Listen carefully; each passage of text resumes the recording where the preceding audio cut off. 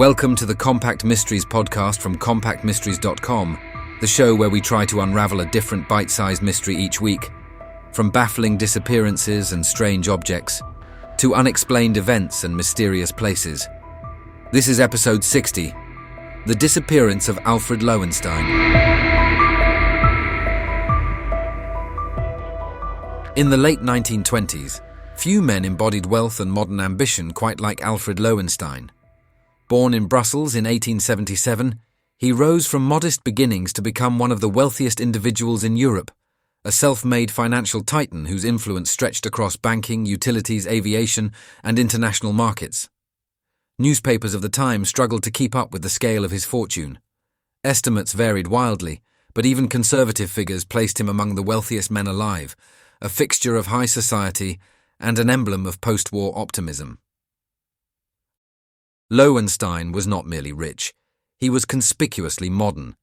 He embraced new technologies, invested heavily in aviation, and travelled constantly between Britain and continental Europe. While other financiers preferred the comfort of private trains or luxury liners, Loewenstein favoured aeroplanes, still a novelty in the 1920s and not without risk. To him, flight symbolised speed, efficiency, and the future. It also suited a man who rarely stayed still for long.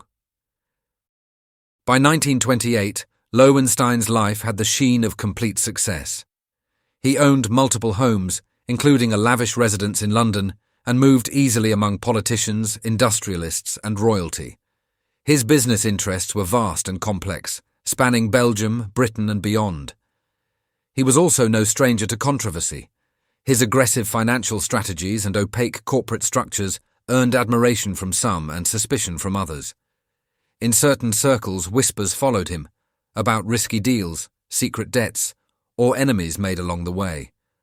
None of this, however, hinted at imminent disaster. To the public, Loewenstein appeared confident and untroubled. He travelled with personal staff, dined well, and conducted business as usual.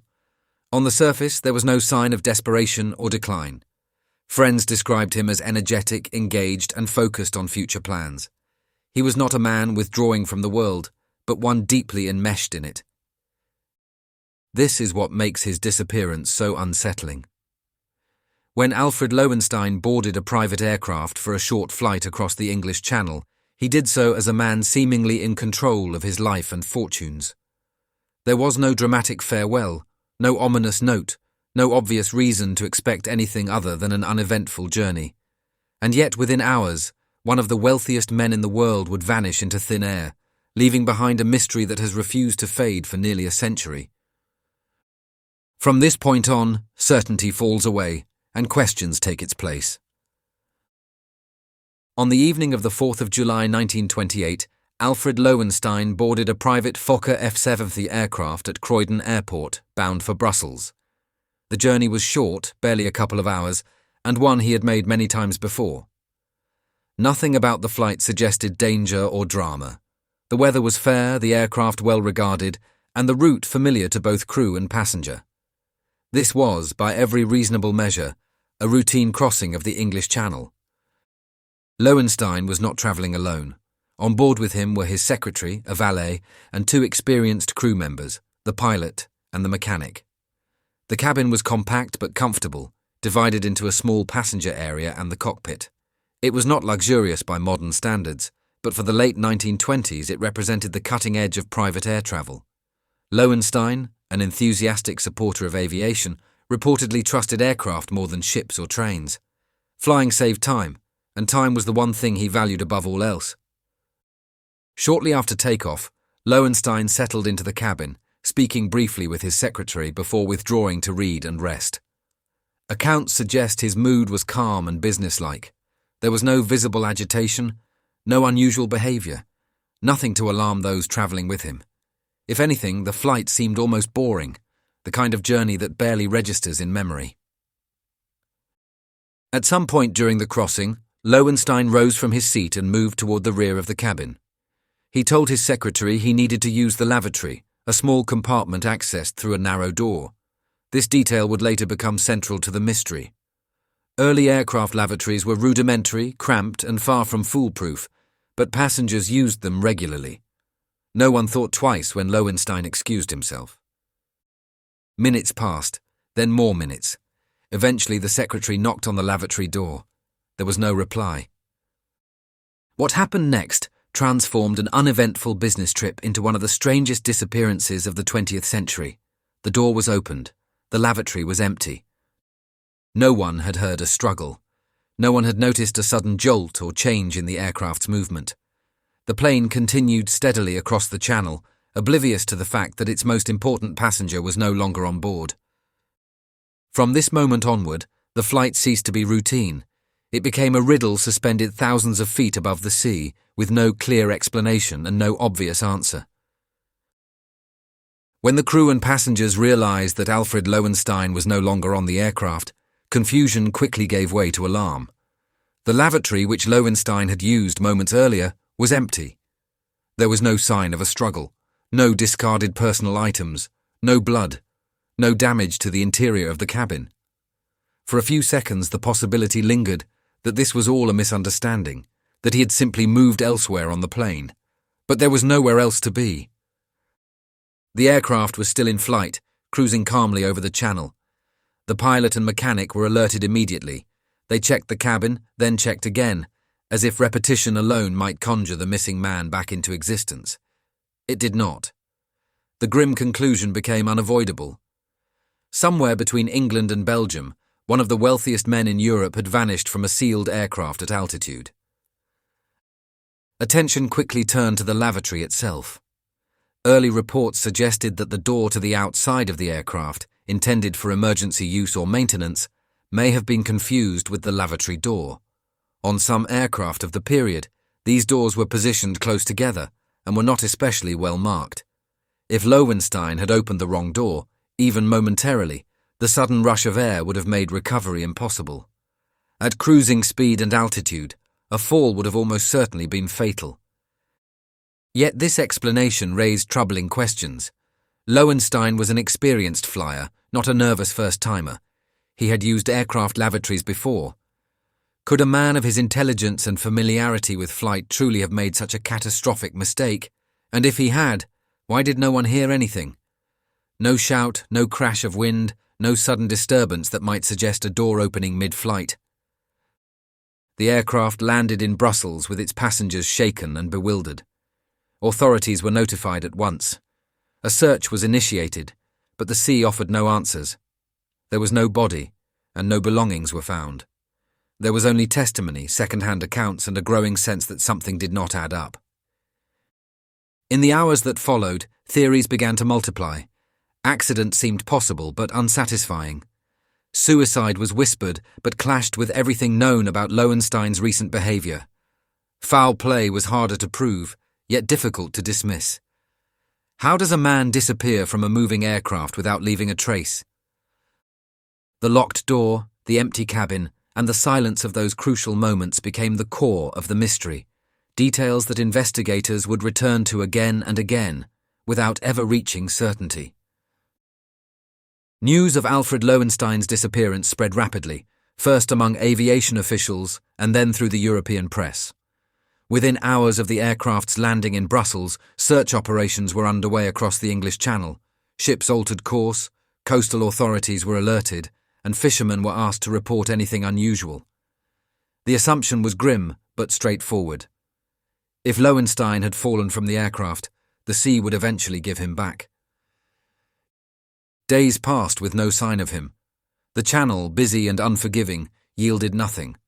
No body surfaced, no clothing was recovered. For a man so famous and so wealthy, the absence felt almost uncanny. Newspapers began to describe the case not as an accident, but as a vanishing. As official searches faltered, rumours rushed in to fill the silence. Reports emerged of supposed sightings. A body resembling Loewenstein had been seen near the French coast. Another account placed him alive, disembarking secretly at a different airfield. Each story collapsed under scrutiny, but their sheer number revealed a growing discomfort with the official explanation. People did not want a simple accident. They wanted a story that matched the scale of the man who had disappeared. Authorities attempted to restore order with logic. Investigators reconstructed the aircraft interior, examined door mechanisms, and interviewed crew and passengers repeatedly. The most likely conclusion remained an accidental fall, yet even this version shifted subtly over time as details changed or were clarified. Was the wrong door truly easy to open? Could it have been mistaken in low light? Why was there no noise? Each answer seemed to generate another question. The longer Loewenstein remained missing, the stranger the case became. Financial reporters began poring over his business affairs.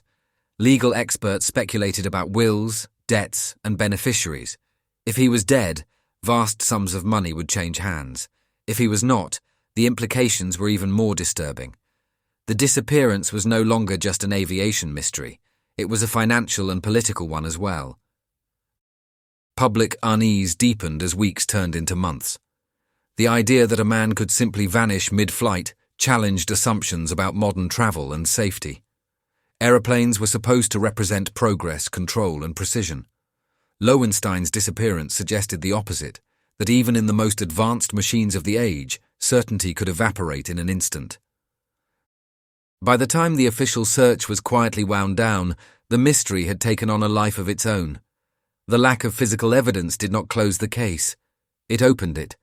What remained was not a body or a clear answer, but a growing sense that something about the disappearance of Alfred Loewenstein was fundamentally unresolved.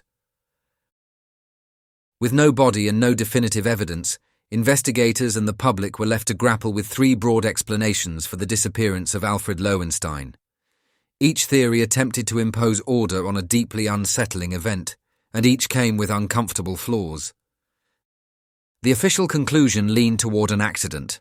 According to this view, Loewenstein mistakenly opened the exterior door instead of the lavatory door and was pulled from the aircraft by the rush of air. Aviation experts of the period supported this explanation, pointing out that early aircraft design was imperfect and that cabin layouts could be confusing, especially in poor lighting.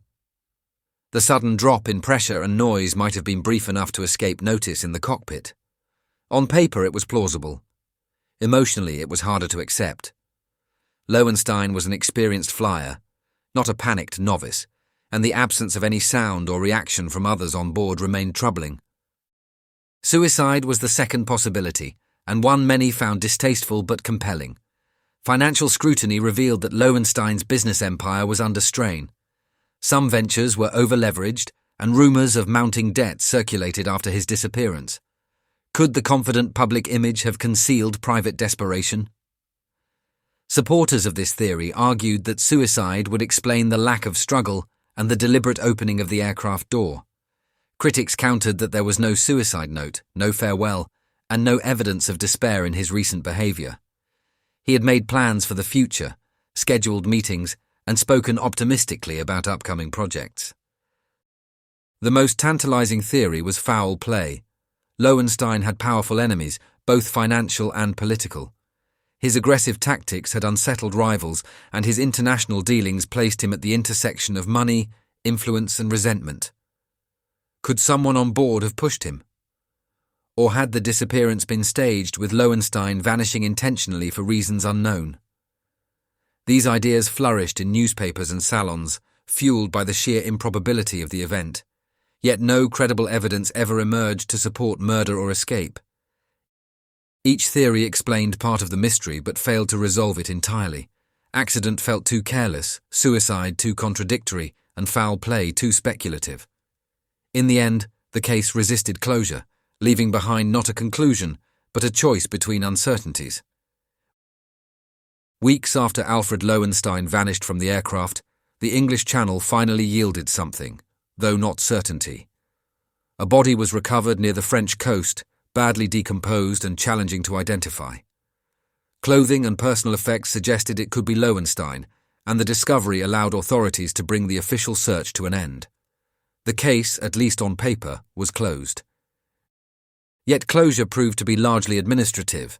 The condition of the body made positive identification impossible by modern standards, and key questions remained unanswered. There was no way to determine precisely how or when the man had entered the water, nor whether he had fallen accidentally, jumped deliberately, or been forced. The sea had erased the final moments that might have settled the matter. The recovery of the body did little to calm public unease. Instead, it shifted the mystery into a different, more uncomfortable phase. With death now assumed, attention turned sharply to motive. Financial investigations revealed that Loewenstein's empire was far less stable than many had believed. Complex debt structures and risky investments suggested mounting pressure behind the scenes.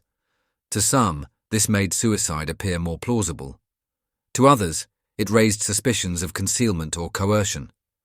If powerful interests stood to gain from his death, then the manner of it mattered greatly. What continued to trouble observers was the lack of direct evidence linking the body to the aircraft incident. No witness saw Loewenstein fall, no mechanical failure was definitively identified. The explanation most often repeated, that he had opened the wrong door by mistake, remained an assumption rather than a demonstrated fact. Over time, repetition hardened theory into supposed truth, but the foundations of that truth were never rock solid. Today, Loewenstein's disappearance occupies a strange space between solved and unsolved. A body was found, a death was declared, and files were closed. Yet the central question, what actually happened inside that aircraft, remains unanswered. The mystery endures not because of what is hidden, but because of what was never recorded. In the end, Alfred Loewenstein did come back down to earth. The truth about how he left the sky never did. That brings us to the end of this episode of Compact Mysteries, part of the Compact Histories Network. If you enjoyed it, please follow or subscribe wherever you're listening so you don't miss any future episodes, and consider leaving a rating or review, as it really helps new listeners find the show. You can find more episodes at compactmysteries.com, where you can also explore our other podcasts covering biographies, history, disasters, warfare, and true crime. You can also follow us on Facebook, Instagram, and Pinterest. Finally, please consider supporting the show directly by buying us a coffee. Head on over to compacthistories.com/mysteriescoffee to see how. Thanks for listening, and I'll see you next time.